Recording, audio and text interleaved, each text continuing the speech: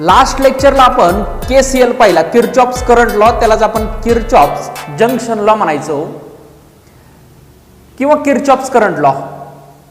तर तो लॉ काय होता, तो जंक्शनशी संदर्भात होता. Current coming to the junction is equal to current away from the junction. जेवढा करंट जंक्शनला येणार आहे तेवढा करंट जंक्शन पासून लांब जाणार आहे. आता आपल्याला पाहिजे आहे किरचॉफ्स व्होल्टेज लॉ, त्यालाच आपण किरचॉफ्स सेकंड लॉ पण म्हणतो. फर्स्ट लॉ करंटशी रिलेटेड आहे आणि सेकंड लॉ व्होल्टेजशी रिलेटेड आहे. फर्स्ट लॉ जंक्शनशी रिलेटेड आहे, सेकंड लॉ लूपशी रिलेटेड आहे. लूप म्हणजे काय, जिथं क्लोज सर्किट तयार होतो, जिथे क्लोज सर्किट क्लोज लूप तयार होतो त्याला म्हणतो आपण लूप. जिथे क्लोज सर्किट पाथ तयार होतो ना, क्लोज पाथ तयार होतो त्याला म्हणतो आपण लूप. तर याचं स्टेटमेंट काय आहे, केव्हीएलचं किरचॉफ्स व्होल्टेज लॉचं, the algebraic sum of potential difference across the resistors and apply EMF in a closed loop is equal to 0. म्हणजे काय, याचं सिंपल भाषेमध्ये आपण मिनिंग समजून घेऊयात. हे डायग्राम वगैरे जे बुक्स मध्ये दिले ते तुम्हाला थोडंसं बाजूला राहू द्या. मी तुम्हाला इंट्रोडक्शन मध्ये एक एक्झाम्पल सांगितलं होतं. पहा एक्झाम्पल काय होतं, मी एक बॅटरी घेतली, इथे प्लस मायनस आहे, इथे एक रेझिस्टन्स घेतला, हा 6 ओहमचा आहे, हा 4 ओहमचा आहे आणि हे कनेक्ट केलं. ठीक आहे. तर करंट असा फ्लो होणार आहे. तर एक लक्षात ठेवायचं, जे इलेक्ट्रॉन्सची, जे काही फ्री इलेक्ट्रॉन्स चार्ज असतात ना, त्यांची डायरेक्शन निगेटिव्ह टू पॉझिटिव्ह असते, पण करंटची डायरेक्शन आपण आपल्या सोयीसाठी पॉझिटिव्ह टू निगेटिव्ह घेतो. आता याच्यातून बॅटरी लावली मी 20 व्होल्टची, तर जे इलेक्ट्रॉन्स असणार आहे ना, चार्ज म्हणतो आपण त्याला, तर ते निगेटिव्ह टू पॉझिटिव्ह फ्लो होणार आहेत, पण करंटचे डायरेक्शन आपण आपल्या सोयीसाठी पॉझिटिव्ह टू निगेटिव्ह घेतो. तर अशा या सर्किटमध्ये एक 6 ओहमचा रेझिस्टन्स लावलाय आणि एक 4 ओहमचा रेझिस्टन्स लावलाय. ठीक आहे. तर हे सगळं कनेक्शन कसं आहे, सिरीजमध्ये. सिरीजमध्ये असेल तर करंट सेम राहतो. मग ह्याच्यातला मला करंट फ्लो काढायचा आहे, ह्याच्यातून किती करंट फ्लो होतोय ते आपल्याला फाइंड करायचंय. मग V is equal to IR, मग I is equal to V upon R. मग I is equal to V किती 20 आणि रेझिस्टन्स जोडलेत कसे, सिरीज मध्ये जोडलेत, आणि सिरीज मध्ये जोडले असतील तर रेझिस्टन्सची ऍडिशन होते. मग नेट रेझिस्टन्स कसा काढणार, R1 प्लस R2. याला आपण R1 नाव देऊयात, याला R2 नाव दिलं. मग नेट रेझिस्टन्स काय असणार आहे, R1 प्लस R2, म्हणजे 6 प्लस 4 10, म्हणजेच करंट किती झाला 2 एम्पियर. आता ह्याच्या अक्रॉसचं पोटेन्शियल डिफरन्स त्याला म्हणलं मी V1 आणि ह्याच्या अक्रॉसचं पोटेन्शियल डिफरन्स मी म्हणलं V2. जेव्हा रेझिस्टन्स सिरीज मध्ये जोडलेले असतात तेव्हा पोटेन्शियल डिफरन्स डिफरंट असतो, व्होल्टेज डिफरंट असतं, पण करंट सेम असतो. ह्या सर्किट मधून फ्लो होणारा करंट 2 एम्पियर आहे. मग आता ह्याच्या अक्रॉसचं पोटेन्शियल डिफरन्स V1 कसा काढणार, V1 काढणार करंट होणारा, फ्लो होणारा करंट I इंटू त्याचा रेझिस्टन्स किती R1. मग V1 असणार I2 इंटू R1 आहे 6, मग ह्याच्या अक्रॉसचं व्होल्टेज आलं 12, ह्या रेझिस्टन्सच्या अक्रॉसचं व्होल्टेज आलं 12. हे मी इंट्रोडक्शन व्हिडिओमध्ये हे एक एक्झाम्पल दिलं होतं आपल्याला. ह्याच्या अक्रॉसचं व्होल्टेज कसं काढणार, V2 I into R2. Current same असणार कारण ते सिरीज मध्ये जोडलेले आहेत.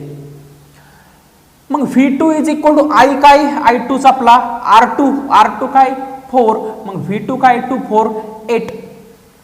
मग आता जे काय मी हे 20 व्होल्टेज अप्लाय केलं ना, तर ह्यानी घेतलं 12 व्होल्ट आणि ह्यानी घेतलं 8 व्होल्ट. इथं 12 व्होल्ट गेलं आणि इथे 8 व्होल्ट गेलं, टोटल किती झालं 12 व्होल्ट. मग हाच आहे आपला काय व्होल्टेज लॉ. तर algebraic sum of potential difference and EMF in a close loop is equal to 0. ह्याच्या अक्रॉसचं पोटेन्शियल डिफरन्स काय असणार, IR, product of current and resistance, product of current and resistance. ह्याच्या अक्रॉसचं व्होल्टेज आणि ह्याच्या अक्रॉसचं व्होल्टेज इज इक्वल टू असणार दिलेलं व्होल्टेज. हा आहे आपला KVL, म्हणजेच algebraic sum of potential difference across the resistance and apply EMF in a close loop is equal to 0. Okay. मग आता याचे पण साइन कन्व्हेन्शन आहे पहा. साइन कन्व्हेन्शन कधी पोटेन्शियल डिफरन्स पॉझिटिव्ह घ्यायचं आणि कधी निगेटिव्ह घ्यायचं. तर पहा किर्चॉफने काय सांगितलं, ह्या लूपची आता पहा किंवा याच्यामध्येच आपण पाहूयात, हे डायग्राम आधी समजून घेऊयात नंतर ती पाहूयात. ठीक आहे. ह्याच्या अक्रॉसचं पोटेन्शियल डिफरन्स V1, ह्याच्या अक्रॉसचं पोटेन्शियल डिफरन्स V2. तर किर्चॉफने काय सांगितलं, हा एक लूप आहे, हा लूपची एक तुम्ही डायरेक्शन ठरवा, तुम्हाला जी वाटते ती ठरवायची. मी ही डायरेक्शन ठरवतो, असा लूप ट्रेस करतो. तुम्ही अशी पण ठरवू शकता, पण शक्यतो करंटच्या डायरेक्शन घ्यायची. कशी घेतली तरी काही फरक पडत नाही. करंटच्या डायरेक्शननी मी लूपची डायरेक्शन घेतली. मग त्यांनी साइन कन्व्हेन्शन सांगितलं, if you tracing the loop in the direction of current then potential difference across the resistance taken as negative. हे पहिलं साइन कन्व्हेन्शन आहे. If you tracing the loop in the direction of current and किंवा the potential difference across the resistance taken as negative. जर करंटची आणि तुम्ही जो loop trace करताय त्याची जर डायरेक्शन एकच असेल तर त्या रेझिस्टन्सच्या अक्रॉसचं पोटेन्शियल डिफरन्स निगेटिव्ह घ्यायचं. मग ह्या रेझिस्टन्सच्या अक्रॉसचं पोटेन्शियल डिफरन्स काय असणार आहे, ohms law V is equal to IR. मग ह्याच्या अक्रॉसचं potential difference I current same into resistance R1. हाच लूप ट्रेस करत मी इथे आलो, इथे पण करंटची डायरेक्शन तीच आणि लूपची पण डायरेक्शन तीच. मग ह्याच्या अक्रॉसचं पण पोटेन्शियल डिफरन्स काय घेणार आहे मी, निगेटिव्हच, म्हणजेच -IR2. ठीक आहे. मग पॉझिटिव्ह कधी घेणार, if you tracing the loop in the direction of current then potential difference across the resistance taken as negative otherwise positive. जर लूपची आणि करंटची जर डायरेक्शन डिफरंट असेल, अपोजिट असेल, तर ह्याच्या अक्रॉसचं पोटेन्शियल डिफरन्स पॉझिटिव्ह घेणार. जर मी लूप असा जर ट्रेस केला असताना तर मी ह्याच्या अक्रॉसचं पोटेन्शियल डिफरन्स आणि ह्याच्या अक्रॉसचं पॉझिटिव्ह घेतलं असं. ठीक आहे. हे पहिलं साइन कन्व्हेन्शन झालं. दुसरं काय सांगितलं त्यांनी, if you tracing the loop and crossing the EMF negative to positive.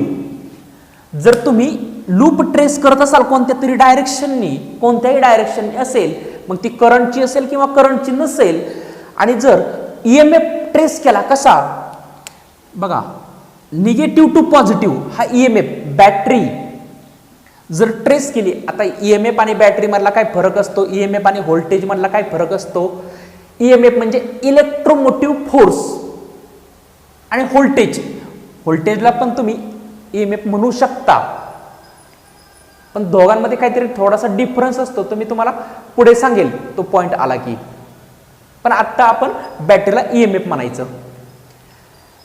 मग सेकंड साइन कन्व्हेन्शन काय सांगितलं त्याने, if you tracing the loop in the direction of current किंवा करंटची असेल डायरेक्शन किंवा नसेल, if you tracing the loop and crossing the EMF negative to positive then voltage of EMF is taken as किंवा potential difference of EMF is taken as positive. जर तुम्ही EMF negative to positive असा जर trace केला तर त्याचं potential difference काय घ्यायचं, पॉझिटिव्ह घ्यायचं. मग बघा ही लूपची डायरेक्शन आणि हा ट्रेस केला निगेटिव्ह टू पॉझिटिव्ह, मग त्याचा पोटेन्शियल डिफरन्स घेणार E1 इज इक्वल टू त्याच्या लॉनुसार 0. Algebraic sum of potential difference म्हणजेच product of current and resistance and apply EMF in a close loop is equal to 0. ठीक आहे, म्हणजेच मॅथमॅटिकली मी लिहू शकतो sum of product of current and resistance, म्हणजेच resistor voltage across the resistance all resistances and EMF is equal to 0. हा झाला त्याचा मॅथमॅटिकल फॉर्म. कन्फ्युजन होत असेल अजूनही तुमचं, हे एक्झाम्पल आपल्याला पाहिलं की तुमचं कन्फ्युजन दूर होईल. ठीक आहे,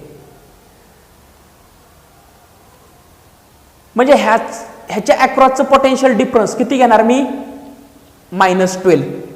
ह्याच्या अक्रॉसचं किती घेणार, -8. -12 + 8 -20. आणि ह्याचं काय घेणार, +20. -20 + 20 काय झालं, 0 झालं. किंवा तुम्ही असं पण लिहू शकता E1 is equal to IR1 + IR2. इकडे मायनस आहे, तिकडे गेले की काय झाले, प्लस झाले. फक्त साइन कन्व्हेन्शन लक्षात ठेवा. आता आपण ते साइन कन्व्हेन्शन पाहूयात, लक्षात येईल तुमच्या. ह्याच्यामध्ये आता इथं ह्याच्यामध्ये तुम्हाला किती लूप्स दिसतात, 3 लूप आहेत. एक आहे ABFG, दुसरा आहे BCDF आणि तिसरा आहे ACDG. ह्याला E1 नाव दिले तर याला E2 देऊयात. ठीक आहे, आता पहा, ह्या बॅटरीमुळे ह्याच्यामध्ये करंट प्रोड्यूस झाला आहे, त्याला म्हणलं आपण I1. हा I1 असाच जाणार आहे, R1 मधून पण जाणार आहे. ह्या बॅटरीमुळे करंट प्रोड्यूस झालाय, त्याला म्हणलं मी I2. हा I2 असा येणार आहे इकडे. इथे जंक्शन झालं B. मग ह्याच्यामध्ये करंट असणार आहे I1 + I2. हा I1 इकडून येतो, हा I2 इथं येतोय, म्हणजे इथं करंट असणार आहे I1 + I2, दोघांची सम. इथे आले जंक्शन F पाशी. ह्या बॅटरीचा I1 इकडे आला आणि ह्या बॅटरीचा I2 तिकडे परत गेला. ठीक आहे, तर आता ह्याच्यामध्ये आपण KVL यूज करूयात. साइन कन्व्हेन्शन लक्षात येईल तुमच्या. Apply KVL in loop. आता मी एकाच लूप साठी सांगतो. कोणत्या लूपमध्ये,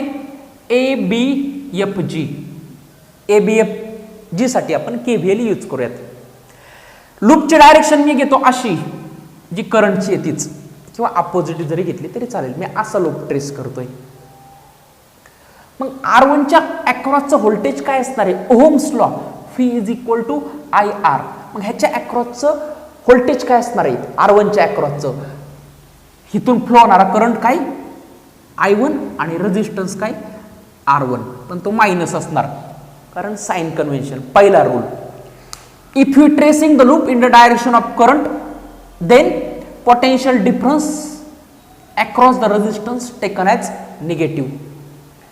जर करंटची आणि लूपची जर डायरेक्शन एकच असेल तर त्या रेजिस्टन्सच्या अक्रॉसचं पोटेन्शियल डिफरन्स निगेटिव्ह घ्यायचं.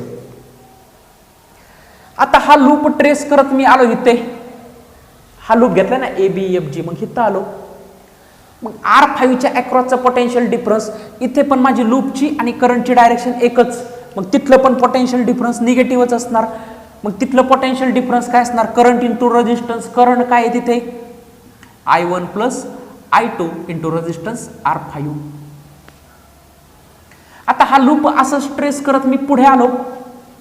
मग R3च्या अक्रॉसचं पोटेन्शियल डिफरन्स, लूपचे डायरेक्शन, करंटचे डायरेक्शन, I1 इकडेच आहे ना, मग इथलं पण पोटेन्शियल डिफरन्स निगेटिव्ह घेणार, -I1 इंटू R3. असाच ट्रेस करत मी इथे आलो.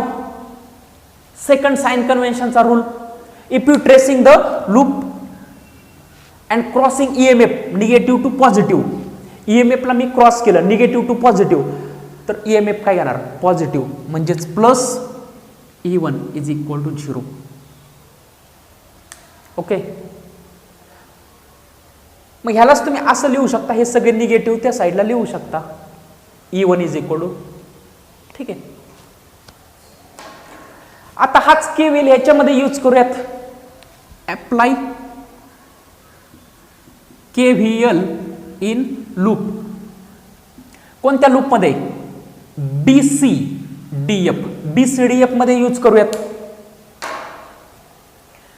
BCDF मध्ये. आता पहा इथं बॅटरी आहे, तर अशी लूपची डायरेक्शन घेतो, शक्यतो करंटची डायरेक्शन घ्यायची, सोयीचं पडतं आपल्याला. मग ह्या बॅटरीमधून करंट असा फ्लो होणार आहे, म्हणून मी अशी डायरेक्शन घेतली लूपची. ठीक आहे. मग ह्या R2च्या अक्रॉसचा पोटेन्शियल डिफरन्स काय असणार? करंटची आणि लूपची डायरेक्शन एकच, म्हणून पोटेन्शियल डिफरन्स मायनस त्याच्या अक्रॉसचा पोटेन्शियल डिफरन्स असणार I2 into R2. Loop trace करत इथे आलो, लूपची डायरेक्शन करंटची डायरेक्शन ही एकच, मग R5च्या अक्रॉसचा पोटेन्शियल डिफरन्स काय असणार? मायनसच. तिथलं पोटेन्शियल डिफरन्स काय असणार? Current into resistance. करंट काय? I1 plus I2. रेजिस्टन्स काय? R5. असाच लूप ट्रेस करत मी पुढे आलो, इथे पण R4च्या अक्रॉसचा पोटेन्शियल निगेटिव्हच घेणार का? लूपची डायरेक्शन आणि करंटची डायरेक्शन एकच, म्हणून minus I2 into R4. Loop trace करत इथे आलो, second sign convention, if you tracing the loop and crossing the EMF negative to positive, then potential difference of EMF is taken as positive, म्हणून काय येणार? Plus E2 is equal to 0. हा आहे आपला Kirchhoff's voltage law.